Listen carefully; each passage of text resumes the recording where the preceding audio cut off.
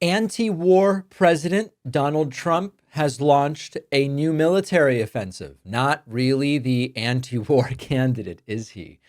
Donald Trump just ordered major military strikes in Yemen, where he says the following, quote, today, I have ordered the United States military to launch decisive and powerful military action against the Houthi terrorists in Yemen.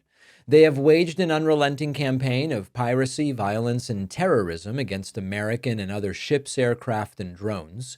Joe Biden's response was pathetically weak, so the unrestrained Houthis just kept going. It has been over a year since a U.S. flagged commercial ship safely sailed through the Suez Canal, the Red Sea, or the Gulf of Aden.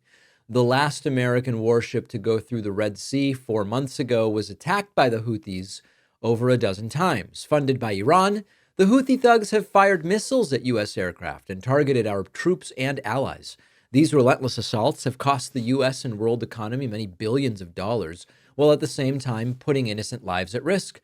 Trump continued, the Houthi attack on American vessels will not be tolerated. We will use overwhelming lethal force until we have achieved our objective.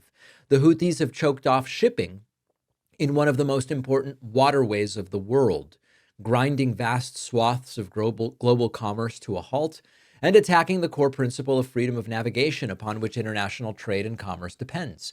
Our brave warfighters are right now carrying out aerial attacks on the terrorist bases, leaders, and missile defenses to protect American shipping, air, and naval assets and to restore navigational freedom. No terrorist force will stop American commercial and naval vessels from freely sailing the waterways of the world. To all Houthi terrorists, your time is up and your attacks must stop starting today. If they don't, hell will rain down upon you like nothing you have ever seen before. He also levies a threat against Iran, where he says to Iran, support for the Houthi terrorists must end immediately. Do not threaten the American people, their president, who has received one of the largest mandates in presidential history, or worldwide shipping lanes.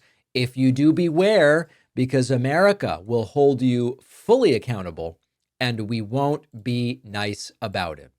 So less than 2 months into his second term, Trump has launched a full-scale bombing campaign against Houthi militants.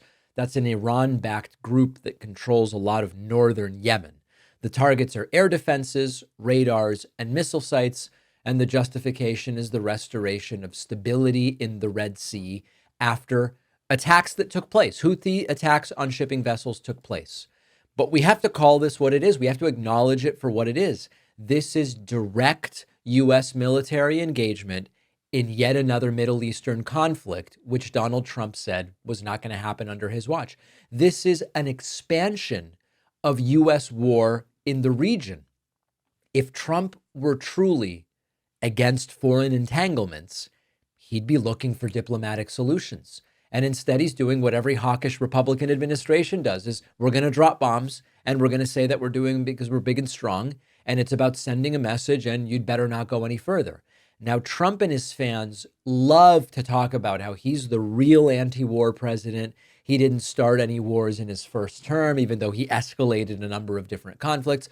But now we are, 50 days in or something like that. And Trump's ordering airstrikes, naval attacks, military operations, threatening to rain hell down upon them, and threatening Iran as well. This is something with the potential to spiral into an all-out regional conflict, thanks to what Donald Trump is doing. And then the threat to Iran also bears some discussion, because when Trump warns Tehran, any further involvement with the Houthis will have consequences. The problem is, if Iran responds verbally, with the statement, Trump just pulled the U.S. even deeper into the exact kind of Middle East war that he claims to oppose. Now, you might notice that the usual Republican voices aren't screaming about forever wars right now.